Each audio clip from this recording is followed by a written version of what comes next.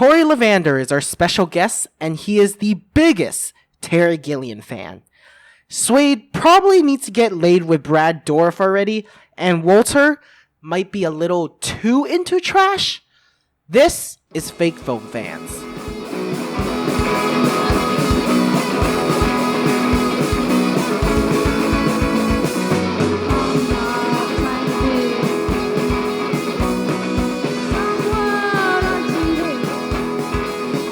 Hey folks, welcome to Fake Film Fans. I'm Swade Best, the lowest common denominator.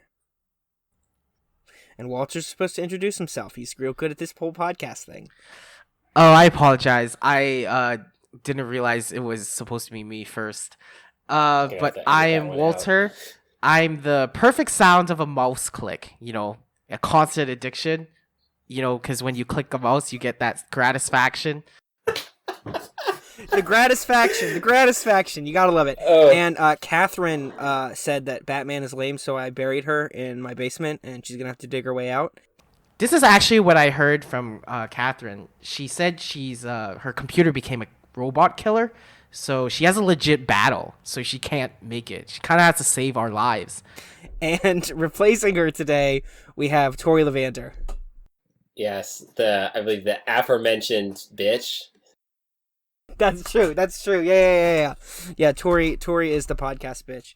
Here to procrastinate on writing papers and talk to his friends. Next week is going to be Christmas time. Christmas shenanigans in full blast. And before that, it's been Hanukkah, right? And so I just want to talk about Judaism a little bit. I am a Jew.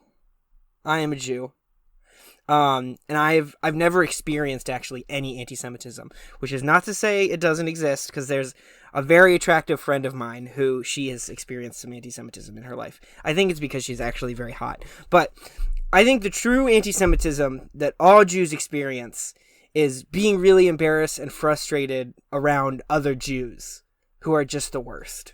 I wanted to know, Tori, I know you're also Jewish. Walter, I've said this before. The Chinese are very clearly the Jews of the Orient. So I thought we talk a little bit about Judaism. Let's just rap on Jews.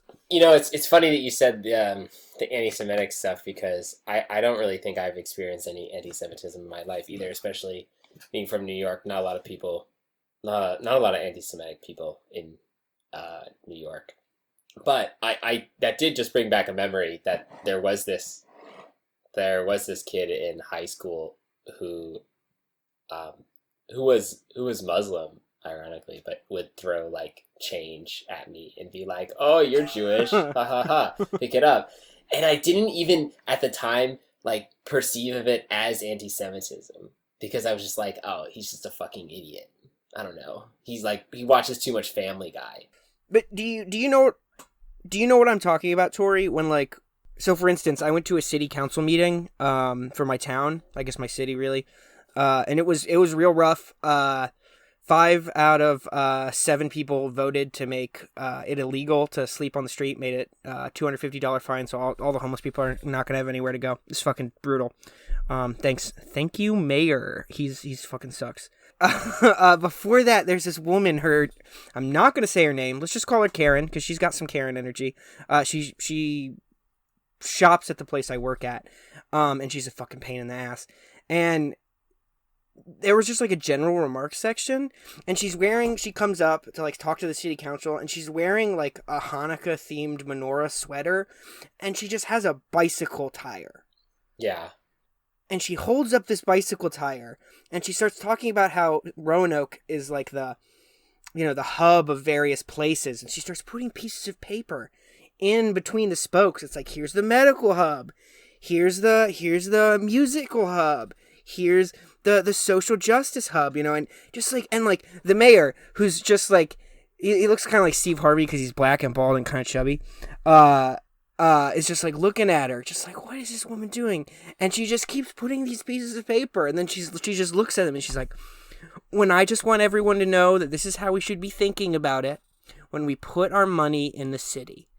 And then she says, and I just would like to let you know that this is another night of Hanukkah, and I'm Jewish, so Thank you all. And up until this point, I was like, this is fucking fine. Whatever. This is fucking crazy ass old woman with her white hair and her fucking silly holiday sweater. And then she says, I'm Jewish. And I was like, oh, man. Oh, that sucks. I wish you hadn't said that. I'm one of those too. And now I really don't like that that's the case. It's fucking brutal, man. It's just like, and we both went to Goucher, which is like Jew Central. So I know you've experienced this, Tori. Yes. So before you guys continue, can I quickly ask a question for those who haven't taken the SATs? Not me, just trying to represent them because they exist. I get it. What is a spoke? No, don't entertain this point. First of all, what did you say earlier that was like, you said gratification? You said the instant gratification? You said something crazy. Gratification. Oh, that's how you pronounce it? Okay. That's insane that you don't know what that word means. Here, we could teach this without just teaching the definition. Because we could deduce. Okay. We could teach some deduction here, you know. You're gonna have to explain what deduce means to Walter. That's gonna be, and we're gonna lose momentum. Okay, the spoke are the metal bars that go from the outside of the tire to the inside of the tire, so that you can put it on the axle. So how did this lady lift out a whole bicycle? Is she that strong? It was just a tire, Walt. It was just a tire. I wish it was a whole bicycle. And I'm actually not being 100% honest because she didn't lift up the tire herself. There was a large, heavyset man who'd never said anything who just held up the tire for her. It was very weird. He was wearing a green sweater. It's like the weirdest shit. Anyhow, Tori, tell me about the time you've been embarrassed for being Jewish. God. What times have I not embarrassed? No, I don't know. I can't think of one specifically where I've been like, wow, I really wish I wasn't Jewish now. Because if anything, I just use it tactically to my favor. Yes. I'm Jewish when I want to be Jewish. And then when like, you know, when we were at Goucher and there was like the Hillel Zionists people, I'm like, fuck you, I'm not Jewish. But if I'll criticize you, then I'll be Jewish. Exactly. I've found that when I'm outside and I say something loud and vaguely inappropriate, especially if it's circling anti-Semitism, I will always say it in equal volume. And I can say that because I'm Jewish, just because I don't want anyone in my town to like suddenly be like, oh, there's Swade, the guy who hates Jews. And it's like, I mean, maybe, but like also anyhow. Walter, I know I've seen this happen to you where a Chinese person has said something that really you were super embarrassed about, and I've seen your face fall. I'm not going to name names of these people, but I remember people doing this, and your face just like, you just being like, I fucking can't with this shit. Do you want to corroborate? Yeah, it happens, but dude, it's a little too early for my brain to think about this stuff, but Walter, look, we are podcast professionals. You need to be ready to go 24/7. But it's like 10 a.m. It's not that early, right? It's 9:30 a.m. No, it's 8:45 where I am, so. That can't be possible. Sorry. It cannot possibly be 8:45 where you are. Yeah, it is. It's 8:45. No, my clock says 8:45. No, that's literally impossible. It's 8:30. My clock literally says 8:45. Your phone? Clock on my computer. Man, I guess I'm the only one who gets embarrassed like that. I mean, I get embarrassed, but like I without the visceral moment of what just happened, it's kind of hard to talk about it unless you talk about it and like, oh well, some Asian person was trying to pretend they weren't as racist as white people, and then I felt embarrassed about it, and then we have to go into all the fucking nuance and politics of that, and I don't really want to do that right now. I'm the asshole. I'm actually very used to it. No, it's always anyhow. You're fucking high on crack because it's fucking 8:32 in West Virginia, so it cannot motherfucker, my computer clock says 8:45. What do you think? You exist in a time zone that's like 15 minutes ahead of the East Coast? I don't know what to tell you. I'm telling you that it's 15 minutes off. Tori, maybe I do. That also, even if it was right, that wouldn't make any sense because as you go west, it goes backwards, not forwards. But what if I'm not walking west, Tori? Obviously. Boom. Roasted. Dude, I mean, I'm telling you, there were some serious snowflakes at this fucking goddamn city council meeting. There's this guy who runs a burger joint, and the homeless people have like camped out in front of his store, basically, which like kind of sucks because they like take shits out there and like smoke crack and stuff. Which I get is like not super chill, but he like comes up there and he's like, I'm not anti-homeless. I love the homeless, but you know, I can't have people shitting in front of my business. And it's like, fucking dude. Just fucking handle your shit, man. Come on. The homeless people don't ever shit in front of my store. Maybe if you let them use the bathroom, they wouldn't shit. I honestly, I mean, like literally, there was so much. I was livid. I mean, it's you can look it up. Look up Roanoke, Virginia homeless ordinance. It's fucking despicable. Hear that, listeners? Send your letters. Send your letters to the mayor of Roanoke, Virginia.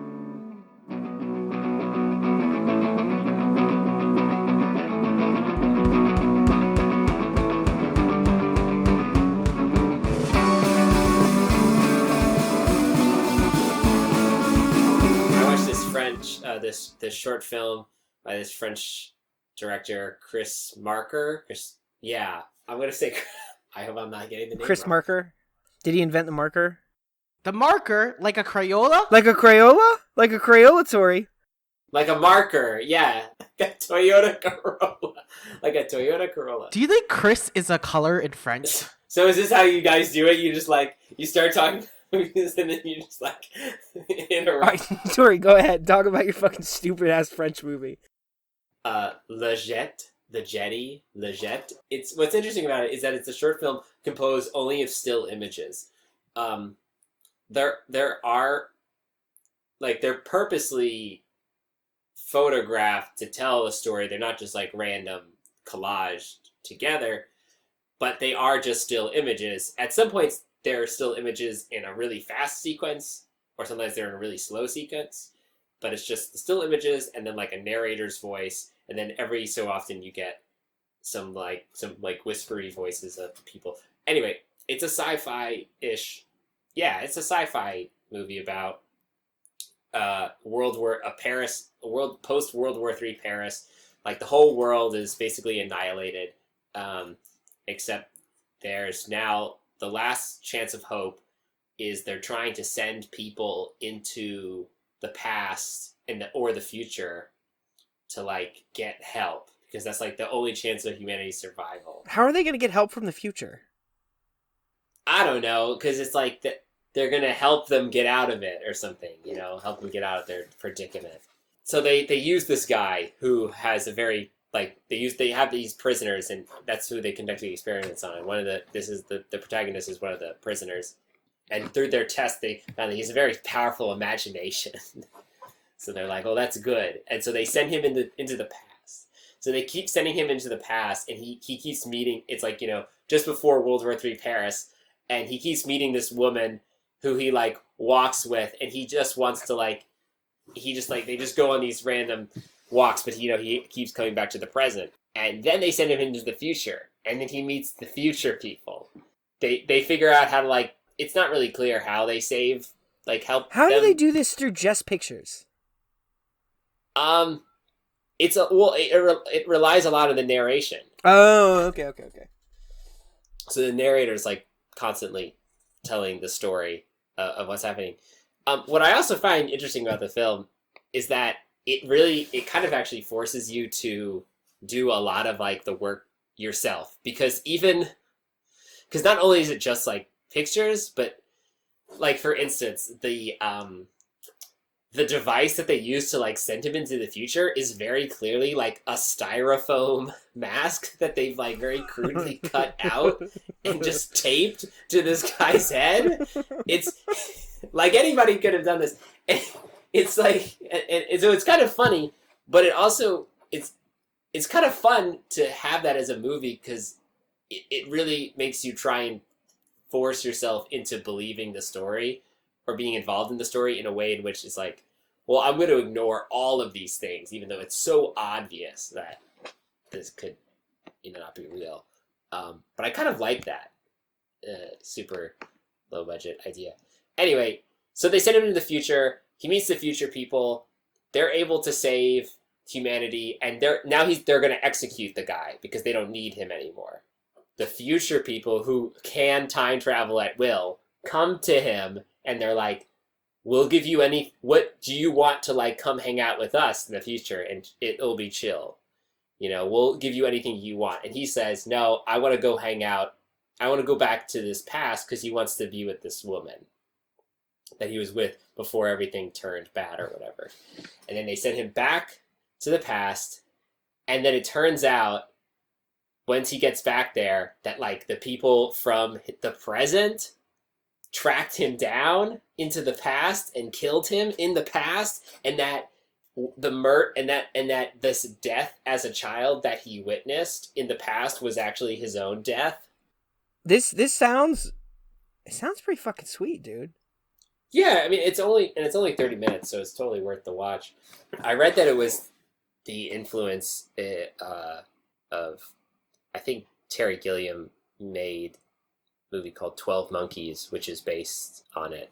It's supposed to be like an expanded version of the... Oh, I know that movie. Yeah. I've not seen it, but I was looking at Terry Gilliam movies, and that one looked good. Well, I watched Tidelands, which was also by Terry Gilliam, and there's like, it's super weird. There are just extended scenes where there's this handicapped guy. He's like mentally handicapped, and he's like, so he's like emotionally and intellectually at a child's age, and he's like really into this little girl who's like also into him, and like if you were to remove him from the movie and replace him with a little boy, it would be like very cute. Like it's not even like sexual romance. It's like the way like weird little kids are like, "You're my boyfriend now," and they like hold hands and stuff.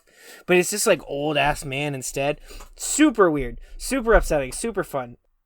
I love Terry. I know Walter has mixed feelings, I think, about Terry Gilliam, if I remember correctly. But I love Terry Gilliam's films. He's one of my favorite directors, and yeah, I think Time Bandits, Brazil, Adventures of Baron Munchausen. Wait, I thought Walter loved Brazil. I thought that was his favorite movie. No, yeah, what?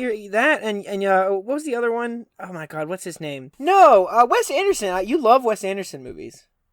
I have mixed feelings with Wes Anderson. I have mixed feelings with Terry Gilliam. They both make English movies. That's about it. That's the similarities between them, unfortunately. But why don't you like Terry Gilliam? He's super weird. It's like that it's like super, it's always super uncomfortable. Terry Gilliam has bad taste in women and men. What honestly. do you mean? He I'm pretty sure Woody is not. Is it the main dude in the old man in freaking Tidelands is pretty awesome. I feel like it's Jeff Bridges. Yeah, Jeff Bridges. Fucking Jeff Bridges is awesome. I haven't seen Tidelands, so I don't really comment on that. He had Uma Thurman in a couple movies. Oh, you gotta love an Uma. You gotta love an Uma, right? Come on, Walt. You gotta love it. All I know is the most retweeted or quoted picture or screenshot, you could say, from Jetée is that picture of that girl on the beach where she has her fingers in her hands and her hair is being swayed in the back. As a 16-year-old boy, that did something for me and French cinema girls. Jetée is definitely more pretentious. Which is kind of what I like about Terry Gilliam, is that he's weird, but he's not pretentious. He's just genuinely very strange and not. I don't think trying to be in a pretentious way, which I appreciate. But I enjoy it. I like Jetée. All right. If I didn't really want to go into this in this conversation because it would like be a long conversation, but this is like, if we're gonna use Jetée as what I can enjoy immediately and then compare it to something like Wes Anderson and Terry Gilliam, it's actually very related to what Tori said. Tori said Jetée allows for a lot of imagination from the viewer. So as a viewer, you have to imagine exactly what is going on. The poems that Chris Marker is talking over, his voice overlay, the fact they're all photography gives me a lot of imagination, a lot of freedom as a viewer. I can also visually find it interesting however I want it. Wes Anderson and Terry Gilliam, I guess, have a little more of a direction in their movies. It's true, their narrative. So Wes Anderson in particularly is very particular on what type of style you have to appreciate in order to like his films. Terry Gilliam, in my opinion, has a bit of the same thing. He has a very particular style that's very related to the sci-fi sort of world he creates, and you have to buy into that creation. But I get what you're saying. This idea, like Wes Anderson, Terry Gilliam, and a lot of these like really like big budget, like very popular movies. I wouldn't say Terry Gilliam's very popular, but I actually wouldn't say big budget films do that. Big budget films have more freedom than a sort of weird American indie film. But I think big budget films are very free in how you want to enjoy them. Like a Marvel film. Dude, everyone can get whatever the fuck they want from a Marvel film. They're all different directors. Look, I'm not saying they're very similar. No, that much is obvious. So would you compare it to like a carnival ride, like a roller coaster? Like, because there's only one way to enjoy a roller coaster, right? You're only on one track. that was a terrible metaphor. I mean, I like the films. I mean, don't get me wrong. There are going to be Wes Anderson films. There are going to be Terry Gilliam films that I like. It's just, yeah, sometimes I have mixed feelings about them. That's all. Well, I'll tell you, really, the only Wes Anderson movies I like are the Royal Tenenbaums, and it's because it gets me hard when I watch the siblings kiss. I like that sexually. That's something, it does it for me. And then I also liked Fantastic Mr. Fox. I remember enjoying that movie. I don't think I've actually seen a single Wes Anderson film. Not purposely, just. If you want to experience the Royal Tenenbaums, just read Ann Patchett's The Commonwealth. It's like way better. And it like does everything that movie's trying to do, only without any pictures. It's a good. I don't really like Ann Patchett. I think she's kind of boring, but that book is really good. But it's a fair point. If I watch Wes Anderson or Terry Gilliam as a 14-year-old horny boy, I probably like their films a little more, dude. Your horniness as an adolescent kid dictates what you like in cinema, whether people readily admit it or not. And that's totally true. I was so horny for those little people in fuck, now I'm forgetting the name of it. I just said it before. Oh, Charlie and the Chocolate Factory. Yeah, that gets me hard too. The Oompa Loompas, is that what we're talking about?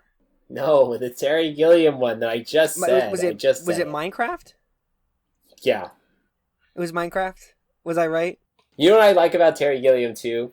And this is not really related to his style, but the fact that he has bankrupted multiple studios. That is cool. That is pretty awesome. Because he does these super big budget films because he uses all these super practical effects, and I think it was specifically The Adventures of Baron Munchausen where he got millions of dollars for this movie and it tanked, and the studio I think actually went bankrupt because of this movie.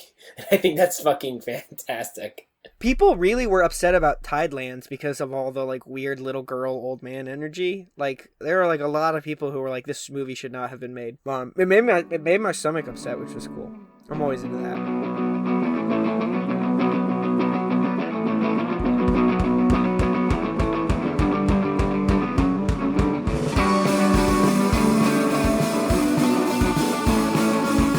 I watched the third Exorcist film. I've not seen the second one. I've only seen the first one. The third what? The third Exorcist film? Exorcist 3? Exorcist. Yeah. I've seen it before. This is my second time watching it. Tori, what did you think he said? Actually, that's very important, Tori. Can you corroborate? Exorcist? He didn't enunciate. I was like... Exorcist? Exorcism, exorcist. That's a new tongue twister. I just made one. Have you seen the first one? No. The first one's pretty awesome. It's not nearly as scary as I mean, it's just like it's like so much a part of the cultural zeitgeist that it's not really quite scary anymore. Like everyone knows Linda Blair fucks herself with a cross, and the cross gets all bloody, and everyone knows when she like turns her head around, spits vomit, and tells people your mother sucks cocks in hell. But so the third one has very little to do with the first one and more to do with the second one. I did not realize that, but I don't actually think that's true. Yeah. What do you mean? I don't think the second one is related to the third one at all. No, the second one is related to the third one. It's the first one that's not related, because the second one is kind of a direct sequel. No, the first one... No, okay, the second one is a direct sequel, but the third one ignores the second one's events. When are you sure? Because the guy who's in prison is from the second movie. No, he's in from the first film, dude. he's a priest who has problems with his faith. And shit. So okay, yeah. There's two priests, right? One is Max von Sydow, and then the other one is the one who appears in the third film. Okay. So I don't know what I'm talking about. That's fine, because that's kind of not what I wanted to talk about with this movie. This movie's fucking wild, by the way. I think it's actually better than the first one. It's super, super bizarre. It's also like brutal from the get-go. The cop finds this body. It's of this little black boy who's and like the fact that he's black is very important. Who's been like injected with a sedative, and then so he can't move, but he's still alive. And then this the murderer, like cuts off the kid's head while he's still alive, and then hammers like nails into his eyes, and then he leaves the body crucified, but he replaces the head of the black kid with like a statue of a Jesus, like a Jesus statue head, only he's like painted the Jesus statue in like blackface, like with like the big white lips and like the big super fucked like from the beginning. And basically like more people keep dying, and like very quickly the viewer realizes that like there's a dude in the bottom of the sane asylum who or the mental hospital who's like going out and possessing people to do these murders. And so I don't really want to talk about the plot. I don't think it's all that important, other than that it's just like batshit insane. I want to talk about two things. One is Brad Dourif. Brad Dourif is the killer. Except he's trapped in the body of the priest that Walter mentioned earlier from the first film. So the movie will do this thing where like half of the time he's the cop is like talking to the priest, and the other half it'll cut to Brad Dourif. And there's so many shots in this movie that's just like a single one take, one shot of just Brad Dourif dead-eyed looking into the camera saying insane crazy shit about all the fucked up ways that he's going to kill people. And he's always crying too. I don't know how Brad Dourif did it, but he's always making himself cry. He was the voice of Chucky, by the way. Brad Dourif. He was also in a really good episode of Star Trek where he played a psychopathic alien. And he's got this like murder boy energy down pat, and it's fucking phenomenal. It's super weird. But so it's like very rare that in movies that I've seen where people like dead barrel the camera. And for some reason, that's just like it actually was scarier than I thought it would be. Because I'd seen it before, but I think I was like probably like playing video games or something while I was watching it. So the second time I just watched it just now, I didn't do anything else, and I was like very uncomfortable through a lot of it, especially when there's just like this part where he just like looks at the camera and just like Jim Carrey style just starts like screaming about how the priest whose body he's in is trapped with all the demons, and he's making him watch as like he like rips people apart and like stuffs them back together and like just does all this absolutely brutal shit, and like spit is flying out of his mouth. It's fucking fantastic. And there's also like some smart stuff that happens with like character names. The movie's like way smarter than I thought it would be. But the other there's just like so many sections in my notes that are just says fucking Brad Dourif. But it's fantastic. The other thing I wanted to talk about though is Walter has seen Hellraiser with me, which is another. It's probably one of my favorite movies. I've seen it like 5 times. And in it there are these sections where the characters, you can't figure out why the characters are doing what they're doing. It's just like with these weird shots where like the characters are just like moving and very clearly getting ready to do something that makes no sense. And then they do the thing, and then the plot moves forward.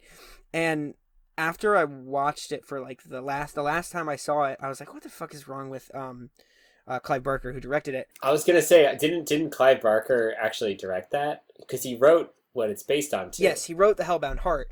And so on reading The Hellbound Heart, if you watch the sections of Hellraiser where the characters are doing super weird like things, and there's no explanation as to why, you can actually know why they're doing it if you read the book, because there's like internal access that you get, like because books and films are two inherently different mediums, you can't get internal access the same way. So instead of like trying to figure out how to display that on the screen, Clive Barker just chooses to ignore it and just has the characters do it. And when you read it, you're like, oh, they're doing this because they have like this like kind of vaguely fucked up psychology because of abuse, or like they're doing this because they're a hedonist, right? Like there are ways that are explained in the text that don't happen on the screen. And I think that is probably true of this movie too, because there are a few sections where characters will like do things that are super like don't quite make sense as to why they're doing it. And then but it's based on a book. It's based on a book called Legion, which is the name of all the demons. And it does something else Hellraiser does. And I was thinking about what Walter was saying about taking movies that like move you in directions rather than let you sort of play around and experience them. Like good horror movies that are from horror novels will do this thing where they'll just have these shots of like rooms, and they'll just like look at the different objects in the room, and it's very clearly the sections in the text where the text would just be describing places. But like the hallmark of good horror lit is that everything promotes a sense of dread. So as you're describing these objects, there's like a sense of dread that's coming through the objects. And good horror movies do it the same way with like the length of the shots, and also like the music, and then the lack of music. The third Exorcist is like full of like silent scenes where there's like no music, just people walking. It's absolutely terrifying. So I think what I really like about this book is this movie is that it feels like a book almost. Like it does everything that I want a good horror novel to do. Like there's not really any like super lame jump scares. The jump scares that do happen are like almost like not jump scares. Like they're just like good cuts that like make you get startled or something like that and stuff like that. It's like there's very rarely does like a monster pop out in front of you, and it never feels cheap when you get scared. The other wild thing about this movie is the end, because the end, the cop is like arguing with Brad Dourif, who's like possessed, and all these like lightning bolts are coming down in this little padded cell because it's like raining and storming, and all these like lightning bolts are hitting the ground, and then just pit opens up, and then there's just this little boy's body this like arises from the pit. It's like been crucified with like this fetch and step gollywog like Jesus head. It's absolutely nightmarish, and I actually don't think this is like maybe a complicated statement. I would actually be interested in hearing what you guys had to think. I think sometimes good horror will push some buttons that maybe are not okay to push. Like King does that sometimes. So does Kath Koja and Poppy Z. Bright. Both of them will like make their characters do stuff that's like pretty morally reprehensible and maybe not. I just wonder where the line is between trying to talk about something so upsetting as like, you know, like race-based violence versus using it as like a set piece, a piece of set dressing. I don't know if like morally it's wrong or right. I'm not really interested in that question, but I wish it's not the movie that you can let everyone watch because of a lot of the content. So, interesting fact, Exorcist actually has a small history with race stuff. Oh, really? Because the initial original Exorcist was considered, like, when it was completed, the production company who made it thought it was going to be a complete shit film. So they played it in very select screenings in, like, very white, nice neighborhoods only. But the movie theaters would fill the fuck up. And everyone, like, from places that were not so white would travel all the way to these white neighborhoods just to watch Exorcist. So I honestly watched Exorcist 3 also very recently because of when you told me you were going to talk about it. I also noticed the race stuff, and I just think horror is... You don't create fear, right? You show what you're actually scared of. No matter how people want to pretend they're super woke or whatever, racial tensions scare people. I will say, though, the other thing that I really liked what you said about Exorcist 3, though, is that you said the main priest was always crying. And I actually thought that was really cool how the Exorcist 3 did it, because you're talking about Brad Dourif, right? Like the yeah, he's just always crying. It's so fucking weird. Because he gets fucking punched so hard that his nose gets broken in the very beginning when you meet him after a huge rant. And what it ends up doing is that he has to wear a bandage over his nose. Oh, yeah, he does, yeah. And therefore, the crying always leaks into his bandage throughout the whole film. So it's very normal in a horror film or in one of these dumb action films where someone like punches someone really hard in the beginning of the film because I'm a masculine donger man, you're a masculine donger man, and we get angry at each other, so we punch, and you're true evil, so you punch. But that punch actually allowed the crying to look like way more visceral because it would always leak into his bandages. Yeah. So the corner of his bandages always had that wet yellow puss mark. I will say too, Exorcist 2 is actually my favorite Exorcist film. I've heard it's super weird. It is. It's super. It's even more racist if you. Really Yeah, because it's got like Now I really want to watch all. You should. But the second one's got like Mesopotamian demon gods, right? It kind of like falls back pretty hard on that like dangerous savage god energy. Like yeah, and they always talk about going back to Africa. Literally, probably that line appears in like 30% of the movie. So yeah. But that film has locusts, and for me, there's something very, very unique and special about locusts in horror films. I don't know what it is, but locusts are scary fucking insects. Do you think it's just because you don't like bugs? No, I hate bugs, and I get annoyed at bugs, and I get angry at bugs. I'm not scared of mosquitoes, right? I'm angry at mosquitoes. If a mosquito wakes me up because I'm fucking itchy, I'm fucking angrified. I mean, you are also scared of bugs, though. You are like also very clearly afraid of bugs. Well, no, but that's like literally biblical, though, right? Like. Oh yeah, no. Well, that's the thing. The god, if I remember correctly from the second Exorcist, the villain, the like demon god, is like one of those like pre-Abrahamic faith gods that like Moses is all like, you can't worship these anymore. But the thing about fearing locusts is very different because I'll eat a locust. Locusts are tasty. They're like fried chips and salt. I'll eat fungus. Fungus are tasty. But fungus and locusts are scary in the same fucking way. You don't understand how they can become individual things and become a mass amount of swarm, and they don't connect in a sort of mutter load board. I'm a mutter and I'm bringing all these people together. They connect in that sort of, I don't, what do people call it? It's called a swarm. It's touchy stuff. No, it's a swarm. I mean, that's what's terrifying, right? I mean, same thing with like swarms of ants, right? Like a whole bunch of things all together at once, seemingly moving autonomously, but also like connected, right? Like it's like, when people talk about plagues of locusts, they're literally like waves, like waves from the ocean. They're insects that are moving in tandem, like as if they're communicating, but all we see are these like gross mechanical beings. Like, they're super alien is what it is. It's like there's no. I think that's actually why people are so into flash mobs is because they're not really anymore. I think the thing about flash mobs, right, is that it's like very rare to see human beings move in tandem at the same time. That's why people like dance so much too. Right. That's why like whenever flash mobs would happen around me, I'd like fall to my knees and scream in horror and like tear my hair out and be like, "Oh God, I can't." What about, when birds all move at once? I mean, that's like the other thing and people think that's super beautiful, right? When the birds, it's because they're not antagonistic, right?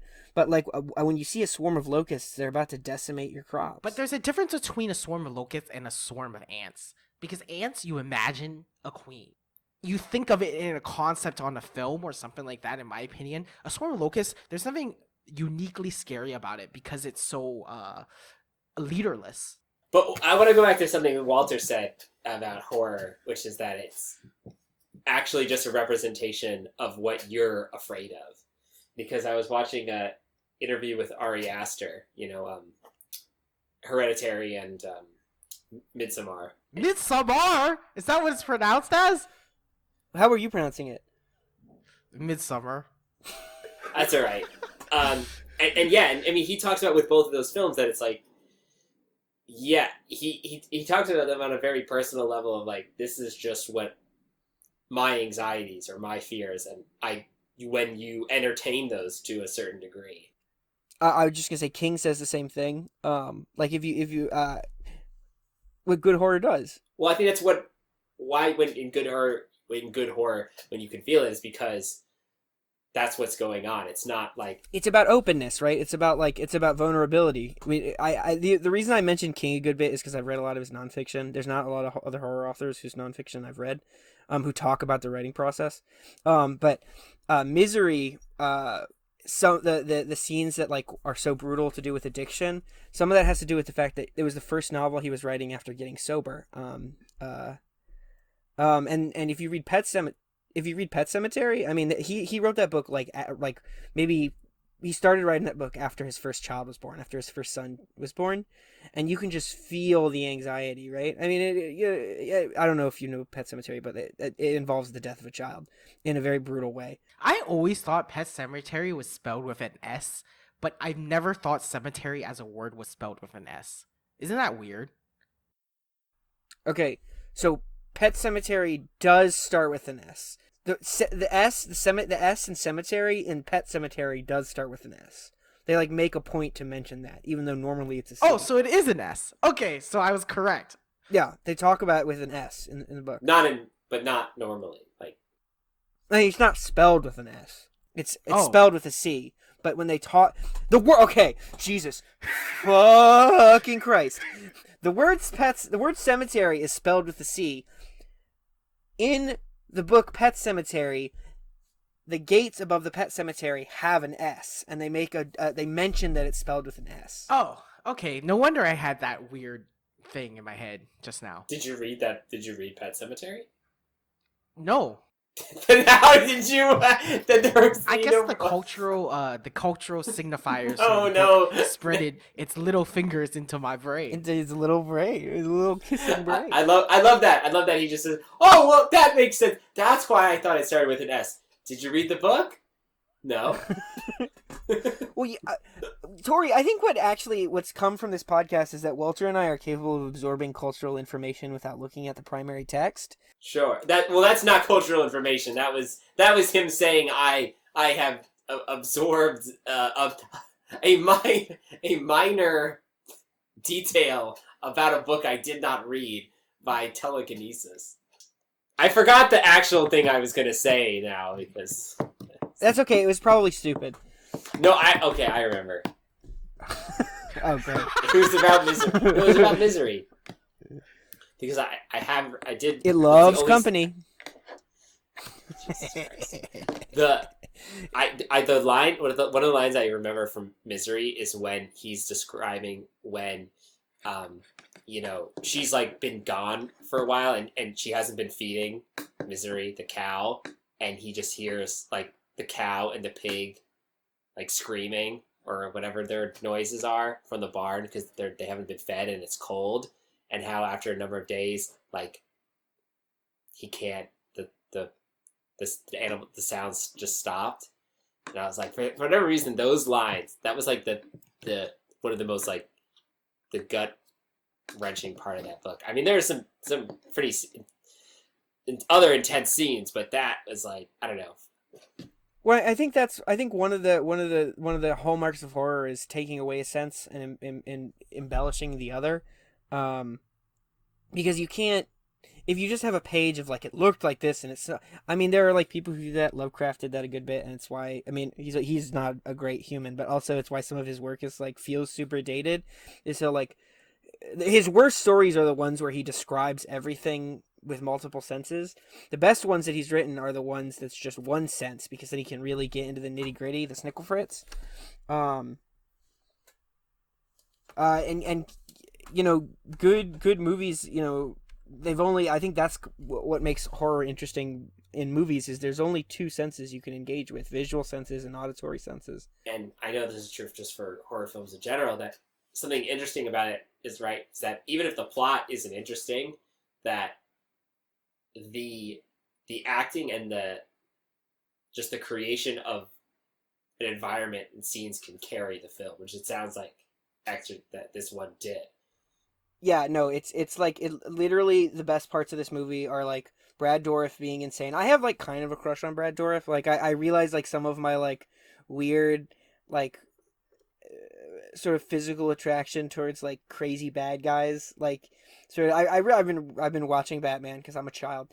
And sometimes I'm like, man, I would kiss the Joker. I'd give Joker a kiss. I'd give him a smooch. Brad Dourif in this movie, he has similar energy. He has some Joker energy. Oh, he's still alive. Hey, Brad Dourif. Hey, Brad Dourif, if you're out there. Yeah, get at us, Brad Dourif. I will. We can go on a date. You can tell me about all your cool movies. You can try and scare me a little bit. and then maybe like we could like kiss some, just maybe a little bit. Also, David Boreanaz, if you're out there, David Boreanaz too.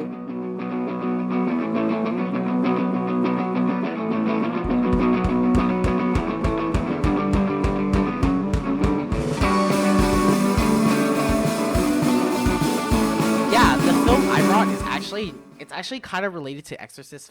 Funny enough, because it's a thriller too. It's a film called Limbo, a new Hong Kong film that came out recently. It's been kind of nice to move back to Hong Kong for that reason, though. Seeing recent Hong Kong films more available. One of the only nice things about coming back to Hong Kong, honestly. The film is about two cops that have drama, and there's a very fucked up serial killer. So they're obviously smart cops, but because of their drama, it gets in their way. As opposed to woke serial killers. Yeah, the normal sort of films like Seven, right? That's a good example of it. It's in black and white though, and it looks incredible. I don't know what the fuck they did, but the contrast is so good. The Chinese name is directly translated as wisdom tooth, and that's because one of the cops has a wisdom tooth problem throughout the whole film. The movie called Limbo, or is it called Wisdom Tooth? The English name is Limbo. The Chinese name is directly translated as wisdom tooth. Okay. I'm going to talk about Limbo in a little bit of a different way, because I actually want to talk a little less about the film in particular, and talk more about what the film reminded me of, a type of cinema that I fucking love. So Limbo is one of the dirtiest films I've seen in a very long time. And I don't mean dirty in like pornos. I mean dirty in like filth dirt. I also want to clarify, because this is a serial killer film, so of course there's like blood and sweat. But like blood and sweat, all that stuff, that's boring. That's lame. That's not like the cool type of stuff, right? Like you can also be dirty through the snow or rain because you're wet. It's not, or even like sex, like, you know, like very big sex films, they're always covered in sex juices, right? You mean like kind of like trash dirt, like trash juice. Trash dirt, mud, and sand, and all that stuff. That shit was like super cool to watch in Limbo. And one of the examples I have that I immediately thought of when I was thinking about this stuff was that there's a famous book that has 2 movie adaptations. One of the films is French, Wages of Fear, and one of the films is American, The Sorcerer. And Wages of Fear is set in the desert. The Sorcerer is set in the jungle. So in the jungle, you get rain. You get nighttime. It's dirty. It's not as dirty as, per se, the desert, where all the dirt you get is just them covered in like filthy oil. So I prefer the French adaptation so much more purely because of that. Because of the oil. That's like a good example of why I think blood, sweat, snow, rain, it's cool. It's just not as cool as the physical, like getting drenched in fucking shit. It's why I hold a special place for horror films that aren't just about blood, right? So I know a film like I Spit on Your Grave is super controversial, especially because it doesn't handle rape well at all. But the fact is, that film, it's dirty. There's so much dirt. Yeah, it doesn't get talked about because there's like so much actual physical dirt. Exactly, because for her to escape that fucked up situation, she just plows through trees and fucking rolls around in dirt, and there's so much dirt. She's bloody, but there's also like so much dirt all over her, and I fucking love that part of the film. So I just read this book called Darling Rose Gold, and it's a thriller. I don't normally read thrillers, especially, but I picked this one up because my boss said it was good, and it was. But so basically, it's about this woman who goes to jail because she's been making her daughter sick, like Munchausen style. And like when the woman gets out of jail, her daughter's like, "Come live with me," and part of what the mother did was make her daughter get sick all the time. So there's all these descriptions of how fucked up her teeth are because she's like been vomiting so much. And it makes me want to brush my teeth. And I think that's actually, so I totally get what you're saying, because that's what I liked about this book, was I would be reading it and I was like, oh my god, I need to like go fucking brush my fucking teeth. Is like, there's something like super, you know what else? Texas Chainsaw Massacre does that too. The scene where she's like covered in feathers and she's like super sweaty.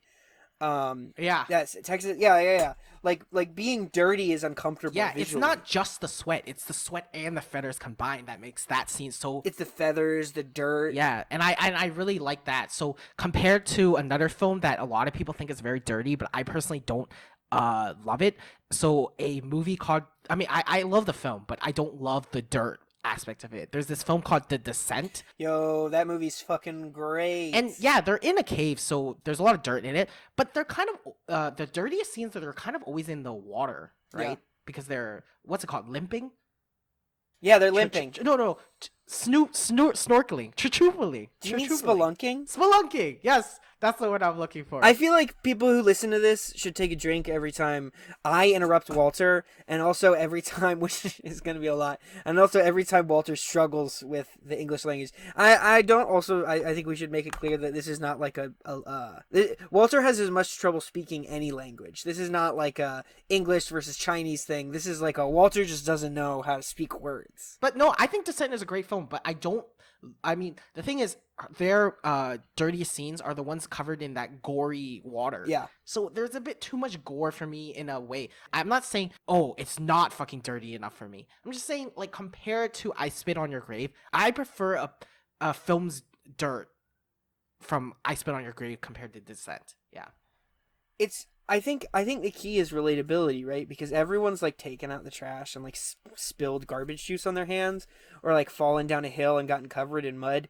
Very few of us have like fallen through blood caves and like had to deal with like so like some of it feels like so insane in The Descent, to whereas like I Spit on Your Grave, like we've all like been in the woods and scraped our knees, and like it stings, but it doesn't just sting because our knees have been scraped. It also stings because like there's like mud in it, and like your hair is all like filled with twigs. Worried about the fucking mud in your fucking scabs, and you're like, fuck, is this an infection? So a new rape and revenge film came out recently called Revenge, a French film. I mean, it's very memorable because the main actress is like some, I don't know, probably some model. She escapes into the desert and gets revenge on all the people who are in that house slowly. But because she's like kind of a model and stuff, she kind of wears like sparkly jewelry, has like stuff like that. So her pink one of the most iconic jewelry she has is this pink earring that's a star, and she just puts it onto, and when it's all filled with dirt comparatively to like what you imagine her like clean version is, it's pretty cool. Besides horror and thrillers though, there's some other really, I don't know, dirty films that I really care about. And the first one I want to talk a little bit about is Woman in the Dunes. And it's about a guy who like falls into a pit of sand on accident, and there's just like this random girl there. And because it's sand, he can't ever climb out of it. Oh, actually, he doesn't fall into it randomly. I think someone puts him in there. But suddenly he's trapped in with a girl, and he doesn't think she's pretty, but it's just him and the girl in a wall of sand. They can't climb out because sand, you know, is unclimbable. And they have sex in sand, and it's just so textile, right? And you know, that was actually based on a novel that won, I can't remember the award. What is the title? What was it? It's like a big deal Japanese literary award. The novel might even be more famous than the film, but in the film you can watch the sand on their bodies as they have sex. And I just wonder, do you think having sex on sand is very soft, or is it prickly? So I've never had sex. I'm a virgin. I haven't had sex on sand, but I have thought about this. I have thought about this because it's like one of those things, those really like those romantic things of like, oh, sex on the beach, sex on the beach, sex on the beach. That would be fucking terrible to have sex on the beach. There would be sand in every crevice that you orifice. Yeah. Anything that's wet, you know, grabs sand. So think about, it would be terrible. It would be an awful experience. Here's the one thing I will say that I think would be cool is like maybe not like the like actual mechanics of sex. You're like right as you reach the intended goal, as you reach climax, and like a giant wave crashes, and like it would be good. It would be a good snapshot. Like it seems like something that would be like a sweet cover for like a hair metal band. GQ magazine. Okay, sure, GQ magazine. Fucking yeah. So we were talking about sex with sand stuff, right? And I don't really care about porn in an artistic way. I don't really care about gay porn too much. I would dabble, but it's not my main sort of enjoyment per se, right? It's not my main. Do you mean to jerk off too? Yes, I do mean that. I think he does. In the 1970s in LA, they had a really huge gay porno scene. One of the first films I watched from there is Grease Monkeys, which is a gay porno film about truckers in Greece. It's fucking dirty. Do you mean in Greece, like they're covered in grease? Car grease, yeah. Okay, so they're not from Greece. They're not from the... They're not. No. A couple things. Well, I was gonna comment on the grease. That I was gonna say I love that this guy who's getting his dick sucked is looks like he literally just rolled out from underneath a car.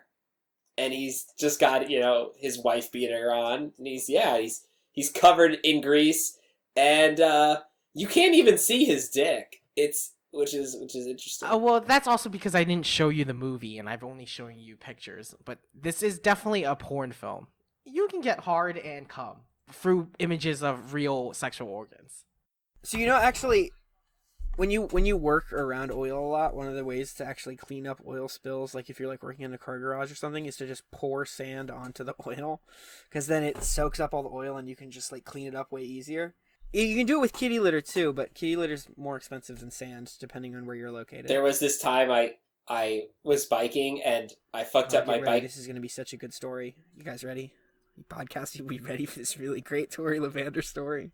I fucked up my bike chain and I had to put the chain back onto the gears, and I didn't have my gloves with me. Wait, I learned the word for that. Yeah, it's true. You had to put it on the spokes. Spoke, yeah. No, gears. The gears, like not the spokes. The spokes are on the tires.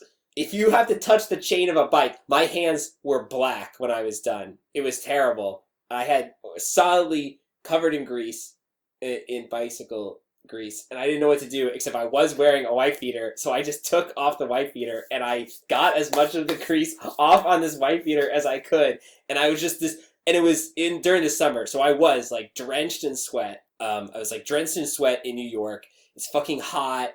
I'm covered. My hands are like basically black. Now my shirt is all fucking disgustingly black, and I'm just having a shitty time. And I'm like, fuck this. I should just go home and just finish this bike ride. Except I saw a bar nearby, and I was like, you know what? I'm gonna get a drink. And so I put back on my fucking now ruined tank top, and I walk into this bar, and I'm just like, I don't know. It was just a very funny experience, feeling like the most disgusting, dirty I've ever felt. But dude, you're busting me up. A gut. Oh my gut. Well, here's the thing, Tori. This is why you need to watch more movies. Because if you watch Grease Monkeys and your hands were covered in grease oil, the first thing that you would have done and learned to do would have been masturbate. I feel like I should be vindicated for saying I was an asshole because that was an incredibly boring narrative. All right. I'm sorry. I'm so sorry. No, actually, Tori, can I tell you one of the things I love about the way you tell stories? You'll tell a story that has like a traditional like arc, and the story will be finished. And I was like, that's a good story. That's a good story. And then you'll continue. And it's like, you don't need the extra bit. You could cut it. It would have been great. No, but the funny part was that I went into this bar just drenched in sweat and covered in grease.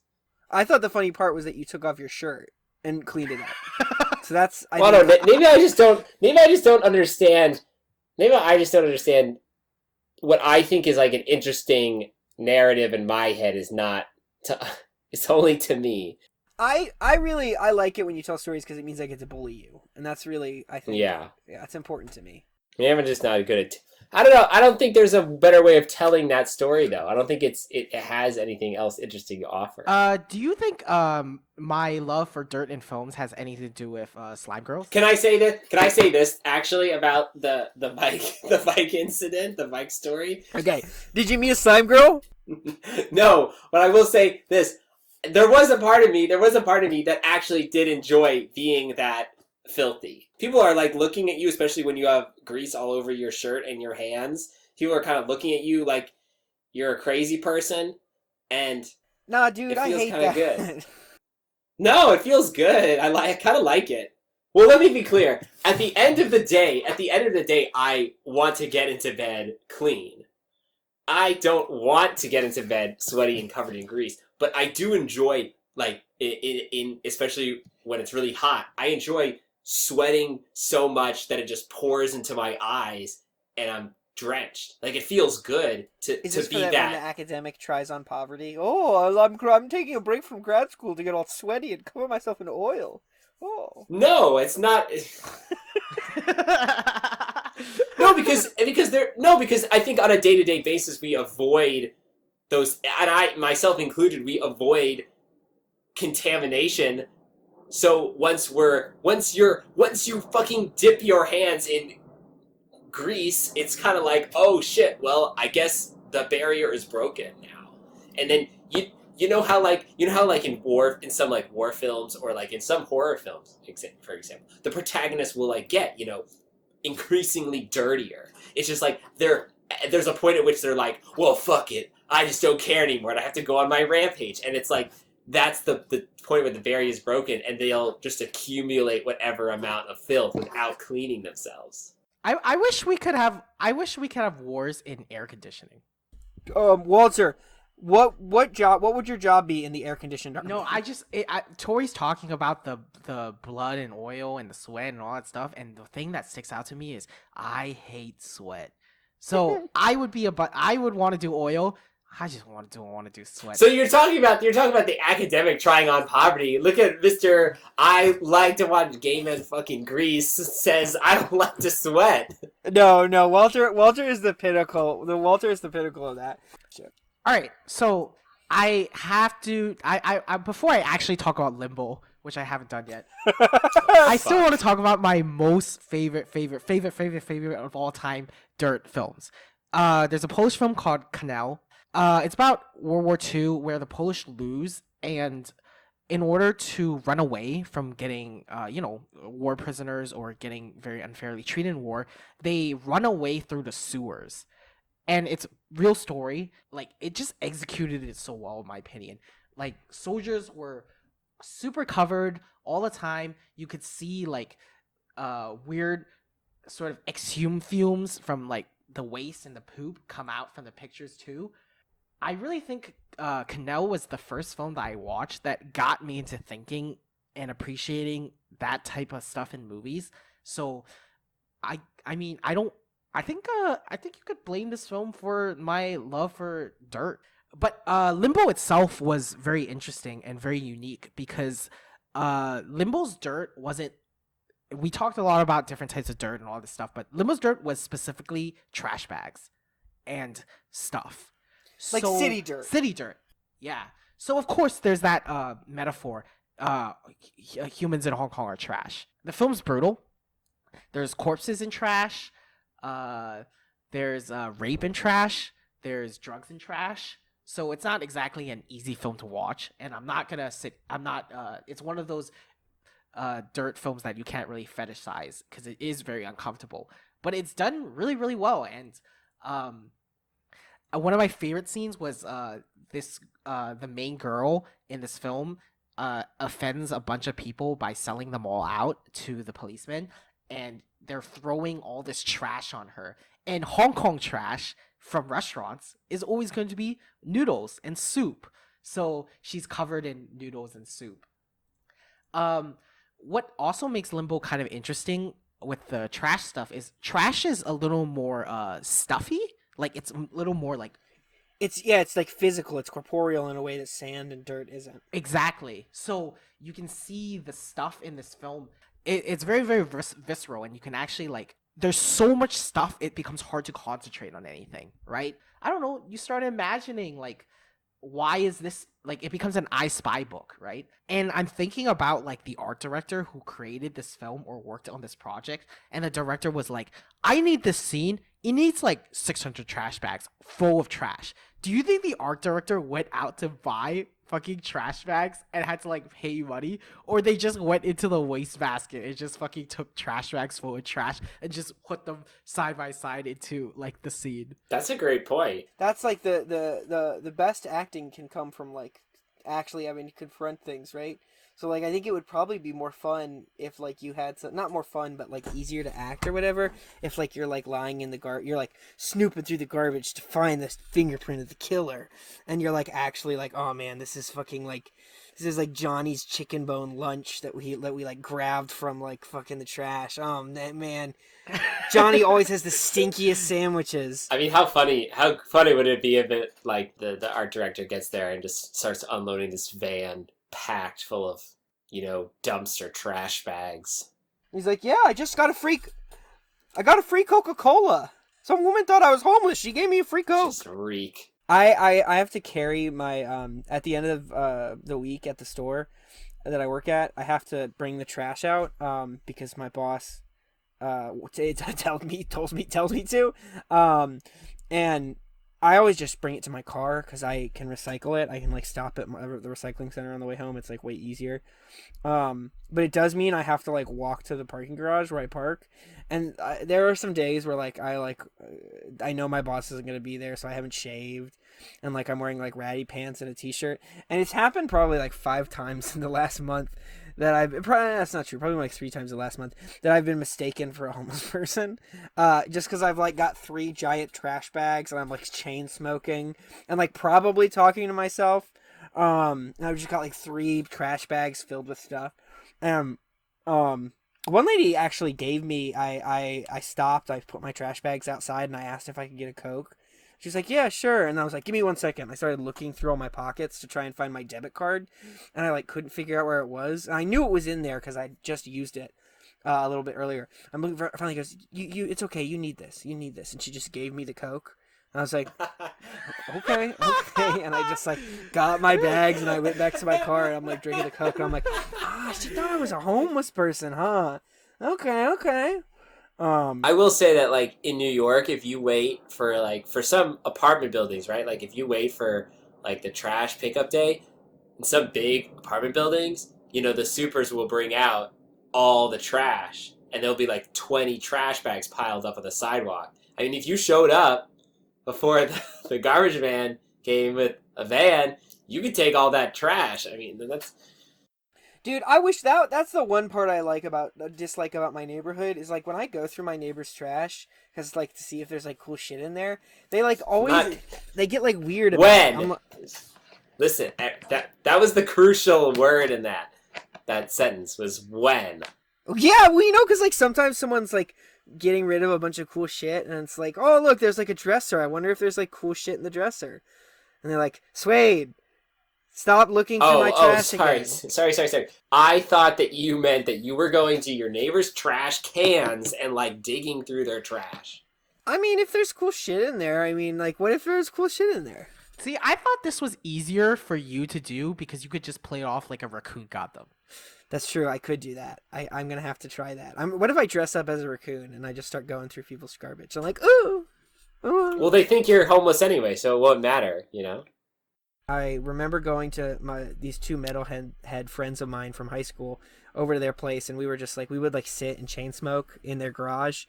And I just remember going outside of their back porch once, and my buddy, I'll call him C's like sitting outside, and C's just like taking a massive rip on his bong, and I'm like sitting there, I'm on my like fourth Marlboro light, and C like blows this massive wave of pot smoke and just looks at me, he's like, you want to see something cool? I'm like, yeah, I guess. And he just like takes out this like plastic jug full of cat food and just like shakes it, and then just like 4 raccoons just crawl out from under his porch and just like come up and look at us. And like I literally fed a raccoon, like just like I remember I was like sitting there, I was like, I just dropped out of college, I'm afraid I'll never be able to go back, but I have cat food and like dry cat food kibble in my hand right now, and I'm feeding it to a very chubby raccoon. So things are like okay right now. See, now why is that a better story than... It has emotional weight, Tori. It has emotional depth. Me and that raccoon understood each other. That pathos. So I think that's gonna wrap it up for Fake Film Fans. I want to thank Tori again for being our special guest and making the sacrifice to pop in while Catherine is busy saving the world. Swade, you have anything else to add, maybe? I feel like without Catherine here to like mitigate some of our like terrible energy, this episode is going to be particularly unlistenable. So I look forward to Catherine's speedy recovery from robots or whatever dumb shit Walter said earlier in the episode. And I want to thank you all for listening. And remember, if you're going to watch a movie, do it with the lights on.